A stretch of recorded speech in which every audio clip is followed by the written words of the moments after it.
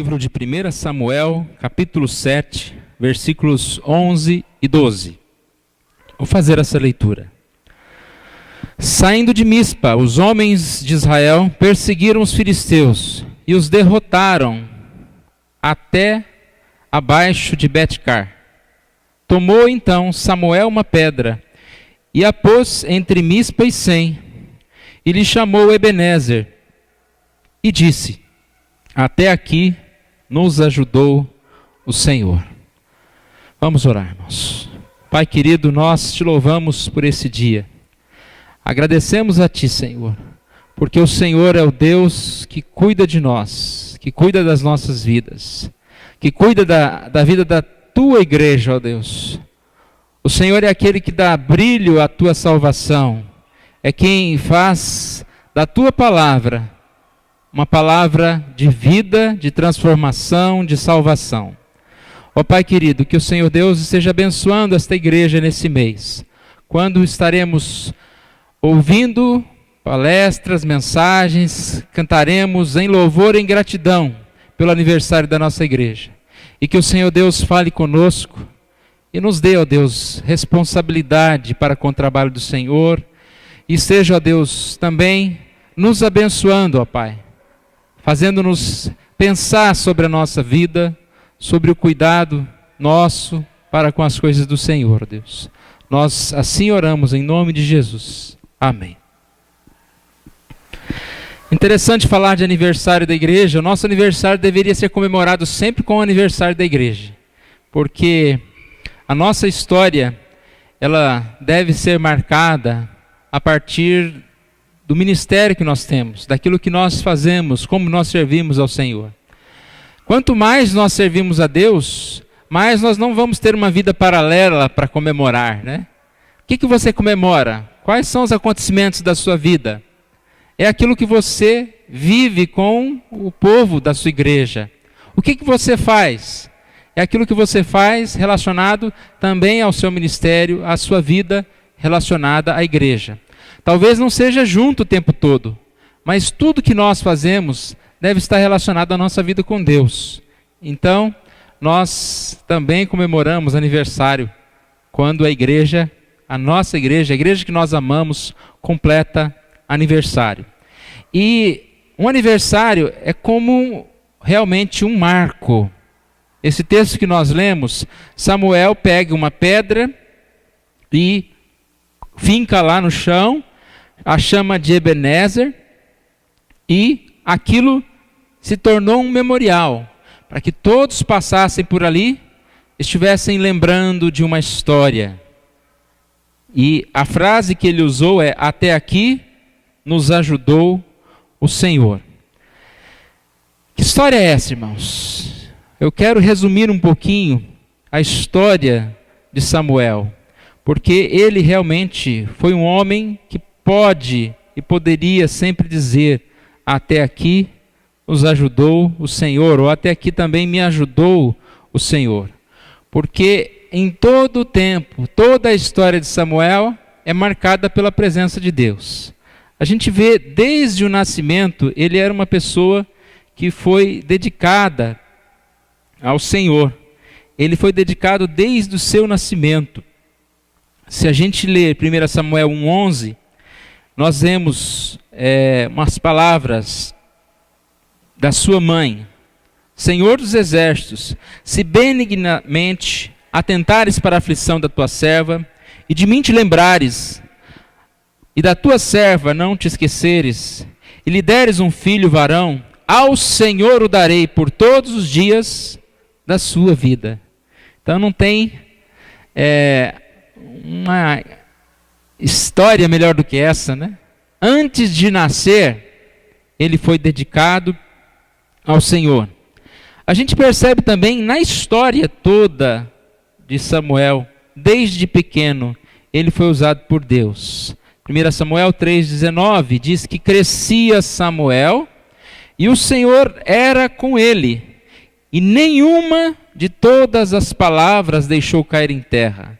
Então Samuel era alguém especial, alguém usado por Deus, alguém que realmente viveu e foi um homem abençoado. Quando cresce, também a gente percebe que a bênção estava sobre ele. Crescia Samuel e o Senhor era com ele. Foi o texto que nós lemos há pouco, né? Então, em todo o tempo, o Senhor estava com ele. Mas, irmãos, nós sabemos que quando Samuel, ele está aqui em 1 Samuel 7, 11, 12, falando sobre este Ebenezer, até aqui nos ajudou o Senhor, nós sabemos que tinha uma história especial na mente dele. Eu quero também gastar um tempinho para a gente resumir essa história. O que Samuel estava pensando naquela hora? Se nós resolvemos colocar uma placa em algum lugar com um nome, de repente tem uma história para que seja contada. Nós construímos essa igreja, então aqui tem uma história. Que história é essa que Samuel está pensando no momento em que ele coloca essa placa? Sabemos que Samuel foi um homem usado por Deus. E esse texto de 1 Samuel, se você voltar um pouquinho na sua Bíblia, lá no capítulo 4, acompanhe comigo. 1 Samuel, capítulo 4. Você vai perceber a história aqui de uma batalha. Os filisteus, há muito tempo, estavam perseguindo os israelitas. E aqui acontece uma batalha, no capítulo 4 de 1 Samuel. E os filisteus vencem essa batalha, para espanto de muitos.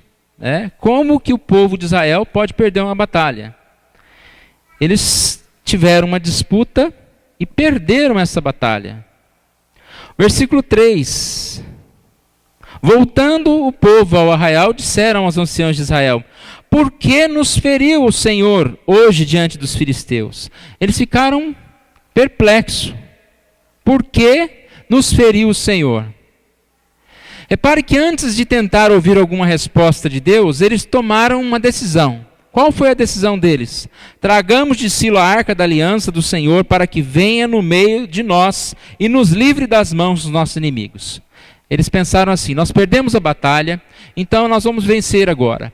Vamos lá buscar a arca, vamos levar para o meio da batalha e a arca vai nos proteger. Fizeram certo? Nós vamos ver que não. Porque eles levaram essa arca para lá e começaram a gritar, a falar palavras de vitória. Por tempo, os filisteus ficaram um pouco assustados. Mas é interessante aqui,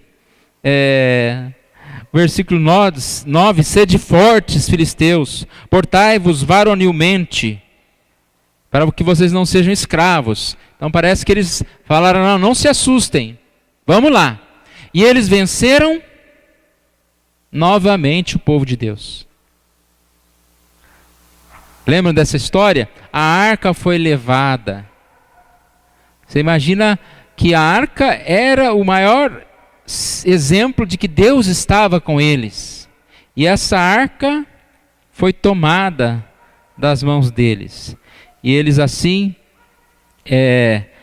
ficaram ali bem derrotados. Conta a história que Eli estava sentado numa cadeira, tentando lá aguardar a resposta do que estava acontecendo nessa batalha, quando chega alguém e conta para Eli. Lembra o que acontece, irmãos? Ele caiu da cadeira e morreu. O que contaram para Eli? Contaram que seus filhos foram mortos na batalha e também que a arca do Senhor tinha sido levada. É interessante que ele estava lá, 1 Samuel 4,13, diz que ele estava sentado lá e tremendo pela arca de Deus. Ele estava mais preocupado com a arca, né? Tudo aquilo que simbolizava aquela arca. Conta então que ao fazer menção da arca de Deus, versículo 18, ou seja, que a arca tinha sido levada, roubada, Eli caiu da cadeira para trás, quebrou o pescoço e morreu. Ele já era velho e pesado. Então ele morre. Aí aqui a história, ela é um pouco comprida, mas em resumo, essa arca é levada junto lá ao rei Dagon. Lembra aquela estátua grande que cai de rosto para o chão? Depois eles levantam a estátua, depois ela cai de novo, quebra os braços e as pessoas ficam cheias de tumores. É levado para outro lugar, as pessoas morrem também. Até que eles resolveram devolver a arca. Não vamos ficar com isso não, vamos devolver essa arca. Mas todo esse processo o povo estava sofrendo pela derrota, por tudo que havia acontecido.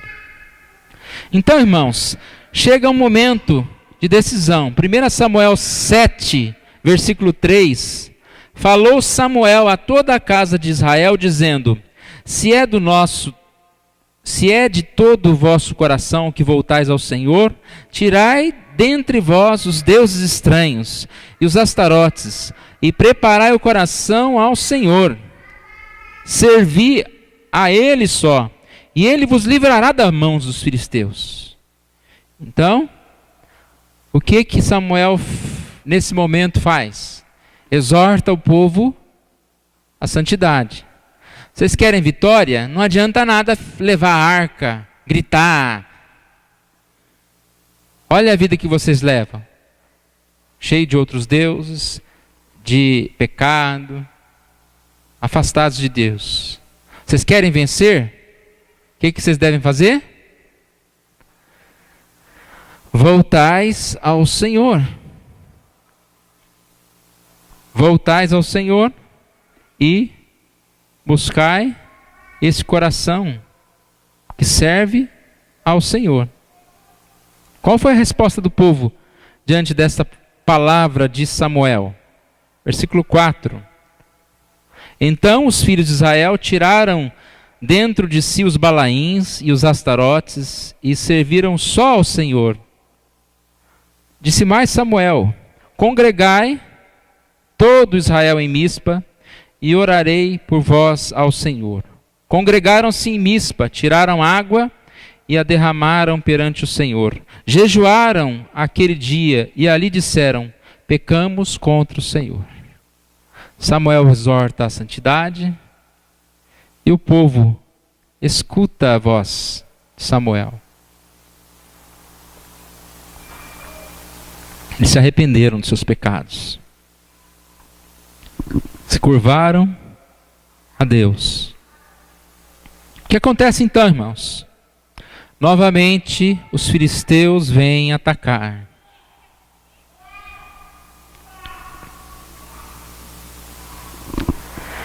Nesse momento, Samuel clamou ao Senhor por Israel, e o Senhor lhe respondeu. Enquanto Samuel oferecia o holocausto, os filisteus chegaram à peleja contra Israel. Mas trovejou o Senhor aquele dia com um grande estampido sobre os filisteus, e os aterrou de tal modo que foram derrotados diante dos filhos de Israel. Essa é uma daquelas batalhas, né? E parece que o povo não precisa pegar em arma, não precisa fazer nada. Trovejou. E olha que trovão assusta, né? Semana passada, quem estava por aqui, não sei que lugar que foi mais barulhento, uma chuva assusta a gente. Algo assustou aqueles homens, foram então derrotados. E aí nós chegamos no texto que nós lemos no início. Saindo de Mispa, os homens de Israel perseguiram os filisteus e os derrotaram até abaixo de Betcar. Tomou então Samuel uma pedra e a pôs em Mispa e Sem, e lhe chamou Ebenezer e disse: até aqui nos ajudou o Senhor. Assim os filisteus foram abatidos e nunca mais vieram ao território de Israel, porquanto foi a mão do Senhor contra eles todos os dias de Samuel. Todos os dias de Samuel. Até aqui nos ajudou o Senhor. Nos ajudou o Senhor. Percebe então, irmãos, que quando Samuel colocou aquela placa lá, né? Ele tinha em mente toda essa história. Eu não poderia ficar sem contá-la, embora tão resumidamente. Gostaria que os irmãos pudessem ler esse texto. Tem tantas coisas aqui interessantes. Mas é uma história comum, que qualquer um de nós passa por ela. Tempos de afastamento de Deus, tempos de arrependimento, tempo em que a gente tenta, talvez, fazer as coisas da nossa própria forma, né? Vamos fazer a igreja crescer a partir do modelo pronto aí, né? Tragam a arca, que a igreja vai crescer, as batalhas vão ser vencidas. Tempo em que a gente percebe que não adianta um tipo de superstição qualquer, mas nós precisamos buscar mais a presença de Deus. E a história que o texto narra é bem simples. Ela realmente fala que para que a gente tenha uma vitória, para que a gente tenha esse sentimento da presença de Deus, nós precisamos buscar comunhão com Deus. Precisamos nos aproximar mais da vida e exemplo de vida de Samuel, que serviu ao Senhor. Este verso, até aqui, nos ajudou o Senhor, ele nos traz à mente 3 coisas bem simples. Até aqui, dá a ideia de lembrar de passado, não é? Se você fala até aqui, você está lembrando que aconteceu alguma coisa no passado. E rever o passado faz parte de qualquer um de nós, como parte da nossa vida, do nosso aprendizado, do nosso crescimento. Olhar para trás. Para que serve olhar para trás? Talvez não cometer os mesmos erros, aprender com o que foi feito, talvez esquecido. Mas eu creio que olhar para trás principalmente é um gesto de gratidão, né, irmãos? Quando você olha para trás, você pode dizer, até aqui nos ajudou o Senhor. Quando você olha para trás na sua vida, na vida da tua igreja, você percebe que muitas coisas foram feitas, muito nós temos a agradecer. Eu creio que se a gente olhasse mais para trás, a gente poderia pensar mais, né? Na gratidão, no viver com gratidão. Reconhecer, trazer a memória, aprender. Até aqui também dá uma ideia de presente, de viver o presente. Porque quando alguém chega num marco e escreve até aqui, ele sabe que ele não chegou até o fim. Não é verdade? Você fala até aqui, dá a ideia de que vai ter mais alguma coisa para frente. Até aqui é essa ideia de algo para o futuro. Novas alegrias, novas tentações, novos triunfos, orações, respostas, labores, vigor, lutas, tudo pela frente. Nós não podemos viver mais apenas de passado, né? Nós não podemos pensar em ficar todo ano comemorando a nossa beleza do passado. É necessário continuar. E feliz, irmãos. Feliz porque se existe presente, é porque existe um tempo para nós que estamos vivos. Para nós também escrevemos a história. Não é tão bom ouvir a história de alguém que já passou? Ouvir a história dos outros? Para que nós tornemos alguma história algum dia, nós precisamos viver, fazer algumas coisas, ser a igreja de hoje, entender que nós somos realmente pessoas que são úteis no tempo de hoje. Tem uma frase aqui no boletim que fala sobre superação. Fracasso humano não reside no deixar de conseguir fazer tudo igual amanhã. Fracasso é deixar de reinventar-se diante da adversidade. Leve o tempo que levar, seja do jeito que for. Esse Jairo Marques, não sei se é o das Neves, mas estava Jairo Marques lá na internet, na frase. O que ele disse aqui nessa frase? Que às vezes a gente acha que fracasso é não conseguir, pelo menos, continuar fazendo amanhã o que a gente fez hoje. E aqui diz, fracasso não é apenas isso, mas é o não reinventar-se a cada dia. Porque cada dia é um dia novo, com novos desafios. Viver o presente é exatamente viver essa frase. Apesar das dificuldades, das situações que surgirem, é prosseguir. Então isso é o que nós devemos fazer como igreja, assumir o nosso trabalho, viver o presente. Cada uma das nossas atitudes, deve ser vistas como alguém que serve a Deus.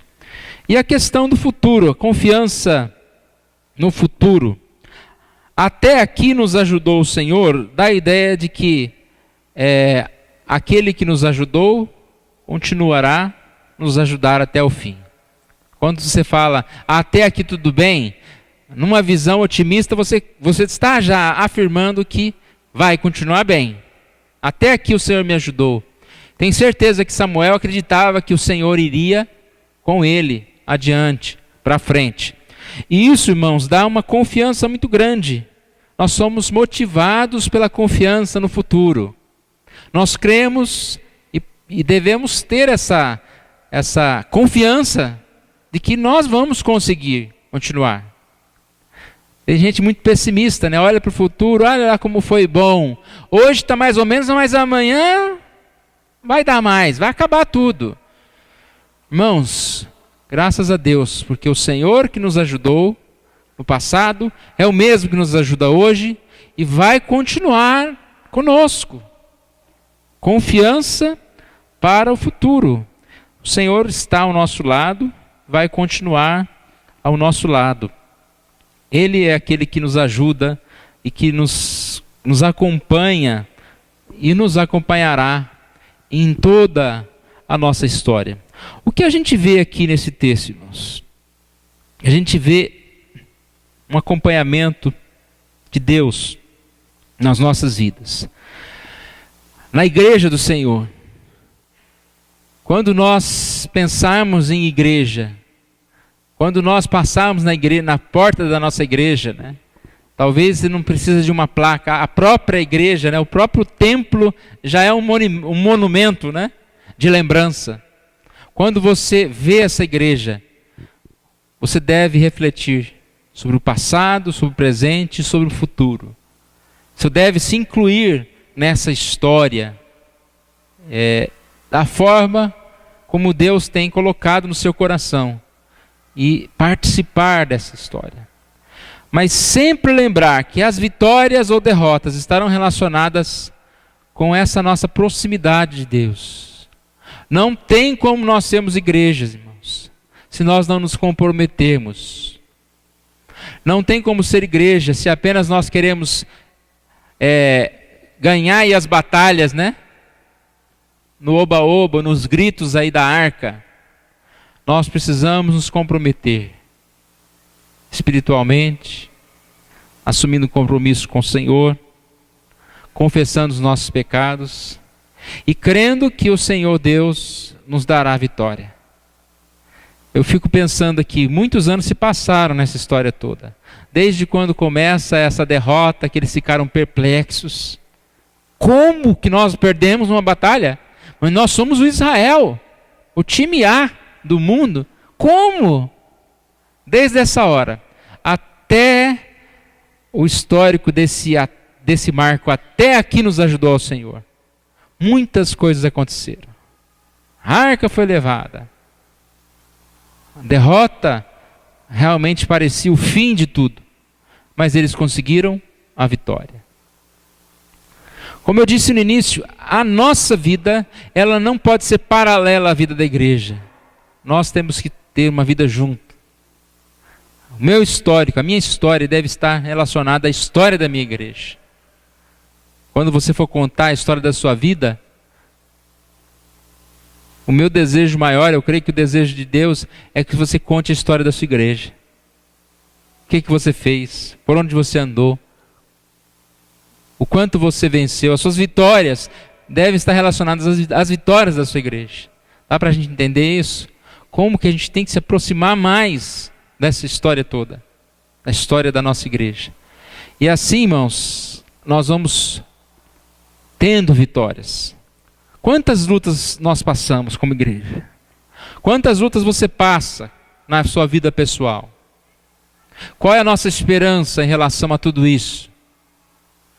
Nós precisamos confiar mais no Senhor e acreditar que nós temos a vitória. Esse texto que eu gostaria de deixar para nós nessa noite, e que seja uma palavra, né, repetida muitas vezes por nós. Até aqui me ajudou o Senhor, nos ajudou o Senhor. Que seja uma palavra que nós possamos dizer com confiança mesmo, servindo a Deus, amando mais ao nosso Deus. Vamos curvar as nossas cabeças, vamos orar, irmãos. Obrigado, Senhor, nós te louvamos pela tua palavra. Nós te louvamos pela vida de Samuel, um homem que desde pequeno serviu ao Senhor e foi usado pelo Senhor, Deus, para abençoar outras pessoas. Que o Senhor Deus esteja abençoando cada vez mais a nossa vida, a vida da nossa igreja, nos fortalecendo, ó Pai, para que tenhamos condições de viver mais, ó Deus, e de viver melhor, de viver mais e mais nesta confiança da Tua presença. Obrigado, ó Deus, pela vida desta igreja. Que o Senhor realmente abençoe este mês, nos fazendo refletir sobre a história desta igreja e também sobre a nossa história, ó Deus. Nos fazendo pensar melhor, ó Deus, qual é o caminho que nós seguimos. Nos lembrando, ó Deus, qual é o destino da nossa vida. Ó Pai amado, que o Senhor abençoe cada um de nós, Senhor Deus, nos trazendo motivação, alegria, colocando, ó Deus, mais e mais do Senhor nas nossas vidas. Tire de nós preocupações mesquinhas, preocupações tão pequenas, ó Deus, mas que mais e mais esteja em nós o desejo de estar próximo de Ti. Perdoe, ó Pai, os nossos pecados, aumenta a nossa comunhão uns com os outros, comunhão com o Senhor, e aumenta a nossa disposição de trabalhar, de servir a causa do Senhor. É isso que nós pedimos, oramos em nome de Jesus. Amém.